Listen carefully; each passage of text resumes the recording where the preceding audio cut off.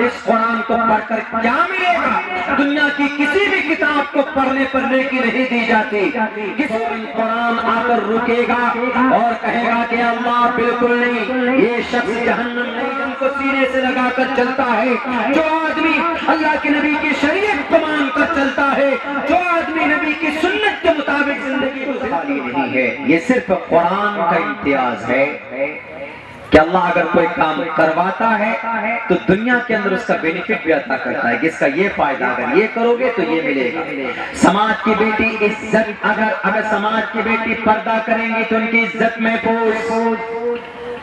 اگر ہمارے مسلم بھائی 5 وقت کی نماز پڑھیں گے تو برائیوں سے محفوظ۔ اگر وہ زکوٰۃ دیں گے تو سماج کے چور طبقے کو، غریب طبقے کو، ان کو اللہ تبارک و تعالی زکوٰۃ کے ذریعے سے ان کو 2 وقت کی روٹی دی جا سکتی، چوری کو ختم کیا جا سکتا ہے۔ زکوٰۃ کے ذریعے سے آپ اگر روزہ رکھیں گے تو 11 مہینے میں جو آپ گناہ کرتے ہیں تو 1 مہینہ روزہ رکھنے کی وجہ سے اللہ تبارک و تعالی رمضان رامازا کے معنی جلانے کے آتے، 1 مہینہ مستقل روزہ رکھنے کی وجہ سے جو آپ کے اندر جو گناہ کی جو نحوست پیدا ہوتی، جو گندگی جم جاتی ہے نا، تو یہ رمضان کے 30 روزے اس کو جلا کر ختم کر دیتی ہے، راکھ بنا دیتی۔ اسی لیے رمضان کو رمضان کہا گیا کہ وہ گناہوں کو جلا کر راکھ کر دیتی۔ کتنا بڑا فائدہ ہے۔ اگر کینسر کا علاج کرنا ہو تو ڈاکٹر لوگ کہتے ہیں کہ تو کی پاس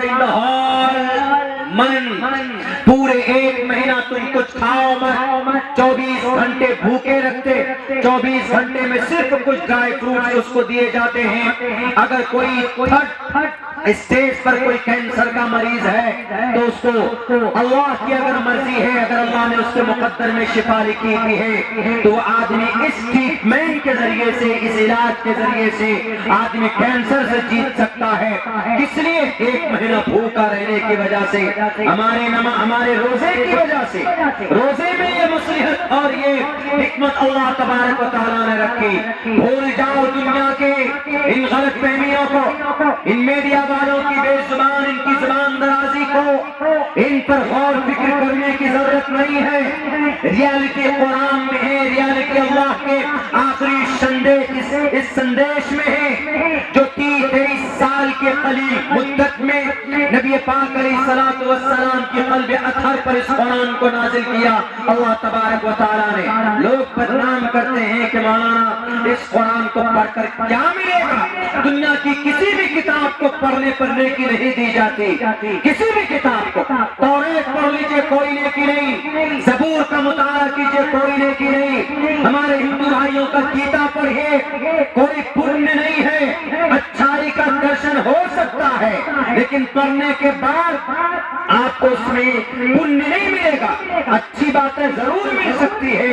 یجروید میں، اتھروید میں، رامائن میں، مہا بھارت میں، گیتا میں، بائبل میں، متا میں، مرقس میں، لوقا میں، یوحنا میں، برنیاس میں، آدی گرنتھ میں، تالمود میں، آواستھا میں اچھی باتیں مل سکتی ہے لیکن جب اس کو کوئی پڑھتا ہے تو 1 حرف پر 1 نیکی صرف قرآن پڑھنے پر دی جاتی ہے، باقی دنیا کی کسی اور کتاب کے پڑھنے پر یہ نیکی نہیں دی جاتی۔ اگر مسلمان پڑھتا ہے الحمدللہ رب العالمین الرحمن الرحیم مالک یوم الدین ایاک نعبد و ایاک نستعین، سورہ فاتحہ ہے۔ ہمارا مقصد یہ ہوتا ہے کبھی کبھی کسی کا بچہ، کسی کو بخار چڑھ جائے یا کوئی پریشانی ہو جائے، یا کہتے ہیں کہ اس کو تھوڑا اثر ہو گیا ہے، بتوا دھر لیا ہے، بولتے ہیں بتوا پکڑ لیا، امام صاحب کے پاس لے جاؤ، لے کے آتے ہیں مغرب کے وقت میں بچے کو، تو امام صاحب کچھ پڑھ کر دم کرتے ہیں۔ کیا پڑھتے ہیں؟ وہ قرآن کریم کی آیت پڑھتے ہیں۔ بہت سارے لوگ سورہ فاتحہ بھی پڑھتے ہیں، چونکہ اس کا ایک نام سورہ شفا بھی ہے۔ شفا تو پورے قرآن میں ہی ہے لیکن پرٹیکولر آدمی پڑھتے ہیں اس کو، یا معوذتین پڑھتے ہیں جس کو زیادہ کالا جنات پکڑ لے، معوذتین پڑھتے ہیں، قل اعوذ برب الفلق، قل اعوذ برب الناس پڑھتے ہیں۔ مقصد کیا ہوتا ہے کہ پڑھ کر پھونک ماریں گے تو بتوا بھاگ جائے گا۔ اللہ کبھی کبھی شفا بھی دے دیتا ہے، اگر مقدر میں لکھا ہے تو دے دیتا ہے، لیکن اگر کوئی پڑھ رہا ہے قل اعوذ برب الناس، قل اعوذ برب الفلق، قل اعوذ برب الناس ملک الناس الہ الناس پڑھتا ہے، قل اعوذ برب الفلق پڑھتا ہے، سورہ فاتحہ پڑھتا ہے، تو پڑھنے کے ساتھ ساتھ ایک ورڈ پر ایک نیکی اس کو دی جاتی ہے۔ اگر پڑھ کر پھونک مارنے کے بعد ممکن ہے کہ اللہ شفا بھی دے دیتا ہے۔ بہت سے جگہوں پہ بھی کلکتے میں ایک ہاوڑا میں ایک جگہ تھے، ایک آدمی بولا کہ مولانا بہت دن سے میرے سر میں درد ہے، ختم ہی نہیں ہوتا، میں دم وغیرہ تعویذ وغیرہ یہ سب میں نہیں کرتا ہوں، میرے ادھر دماغ نہیں چلتا۔ تو انہوں نے کہا کہ مولانا بہت سر میں درد ہے، ذرا کچھ پڑھ دیجیے۔ تو میں نے قرآن کریم کی ایک آیت پڑھ دی اس کو۔ میری تقریر 1.5 گھنٹے کی شاید ہوئی، تو 1.5 گھنٹے کے بعد آ کے بولتا ہے کہ مولانا پانی لے کر کے آیا، کئی سارے بوتل۔ ہم نے کہا کہ یہ کیوں لے کر آئے پانی بوتل میں؟ بولا آپ دم کر دیجئے، خود پڑھ کر پھونک دیجئے۔ ہم نے کہا کہ کیوں؟ بولا جو درد میرے سر میں 1.5-2 مہینے سے تھا وہ درد ابھی 1.5 گھنٹے میں ختم ہو گیا، آپ نے کیا پڑھ کے پھونکا ہے؟ ہم نے کہا بھی وہ تو اللہ کی مرضی ہے، ہم نے قرآن کریم آیت پڑھ کر پھونکے آپ کو شفا ملی۔ لیکن جب میں قرآن پڑھ رہا تھا، ہم سورہ فاتحہ پڑھ رہے ہیں کسی کو دم کرنے کے لیے، تو 2 فائدہ، ایک شفا بھی مل جاتی ہے اور دوسرا فائدہ کیا؟ آپ کو نیکی بھی مل جاتی ہے۔ وہ نیکی کب؟ کل قیامت میں کام آ جائے۔ آپ پڑھیں گے قل هو اللہ احد اللہ الصمد لم یلد ولم یولد ولم یکن له کفوا احد، کسی پر دم کر دیا، اللہ نے چاہا تو شفا بھی مل جاتی ہے۔ اس کے بعد پھر آپ کو یہ جتنے الفاظ پڑھیں ایک لفظ پڑھنے کی، اور ہمارے ہندو بھائی اگر جادو سے بری چیزوں سے بچنے کے لیے عموماً وہ ہنومان چالیسا پڑھتے ہیں، بہت سارے ہندو بھائی پڑھتے ہیں، ان کا کانسیپٹ ہے، عقیدہ ہے ان کا، جے ہنومان گیان گن ساگر۔ وہ سیناپتی تھے، وانر کے سیناپتی تھے ہنومان جی، سکھدیو نے دیا تھا کن کو؟ رام چندر جی کو، سیتا میاں کو بچانے کے لیے۔ تو پہلے کہ وہ پڑھتے اس کو، جے ہنومان گیان گن ساگر، جے کپیستے ہنو کو اجاگر، رام دودت اتولیت بلداما، انجنی پتر پون سکناما، بہت دور تک ہے، کم سے کم پڑھنے میں 5 سے 6 منٹ بھی لگ سکتا۔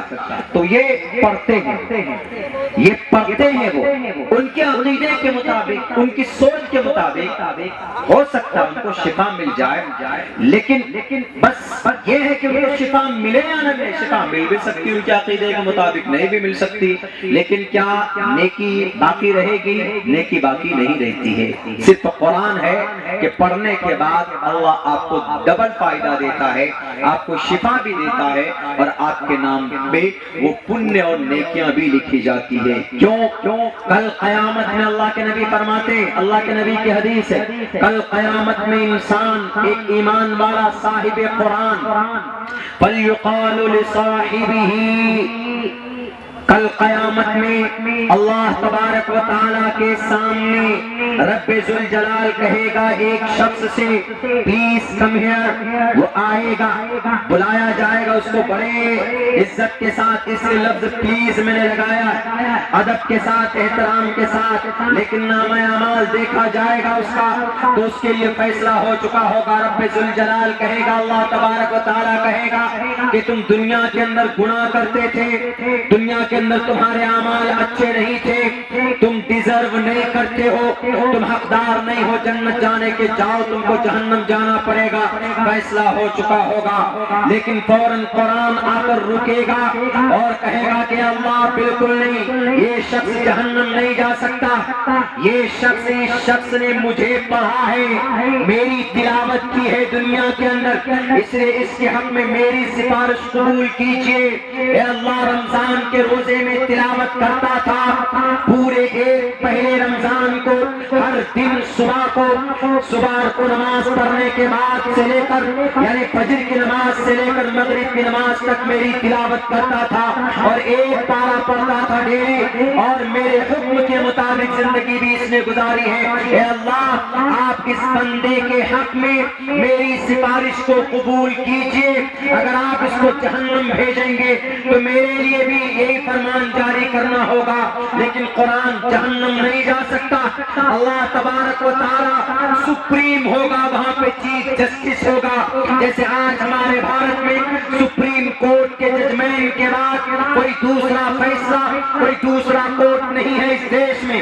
ہاں, یونائیٹڈ نیشن جسے اقوام متحدہ کہتے ہیں ہم لوگ, وہاں تک کوئی جاتا نہیں, بلکہ ہمارے اس دیش میں سب سے بڑی عدالت ہے سپریم کورٹ. سپریم کورٹ کا فیصلہ ہوتا ہے تو ہمیں ماننا پڑتا ہے, یا اگر نہیں تو دوبارہ ریویو پیٹیشن داخل کرتے ہیں, لیکن سپریم کا فیصلہ آخری فیصلہ ہوتا ہے. تو جسٹ لائک دیٹ سیم اسی طریقے پر کل قیامت میں اللہ کا فیصلہ آخری فیصلہ ہوگا. اگر اس فیصلے سے اگر کوئی وکیل آپ کو دنیا کے اندر سپریم کورٹ میں اگر کوئی جتا دیتا ہے, اگر کوئی وکیل آپ کو بچا کر لاتا ہے, تو آپ پوری زندگی اس کا غلام بن جاتے ہیں. کل قیامت میں یہی سسٹم ہوگا کہ اللہ کے فیصلے کے سامنے میں قرآن کریم ڈٹ کر کھڑا ہوگا اور اللہ سے کہے گا کہ اللہ اس بندے نے مجھے پڑھا ہے. فَيُقَالُ لِصَاحِبِهِ, اس آدمی سے کہا جائے گا, اس قرآن کے دوست سے کہا جائے گا. يُقَالُ لِصَاحِبِهِ, قرآن کے دوست کا لفظ استعمال کیا ہے اللہ کے نبی نے حدیث میں کہ فَلْيُقَالُ لِصَاحِبِهِ, اس آدمی سے کہا جائے گا کہ جاؤ تم جنت میں, اقرأ وارتقی, پڑھو قرآن کو اور جنت کے دروازوں پر چڑھتا جا, جنت کی سیڑھیوں پر جہاں پر تمہارا قرآن ختم ہوگا. یہی حدیث حافظ قرآن کے لیے بھی ہے, یہی حدیث ڈیلی تلاوت کرنے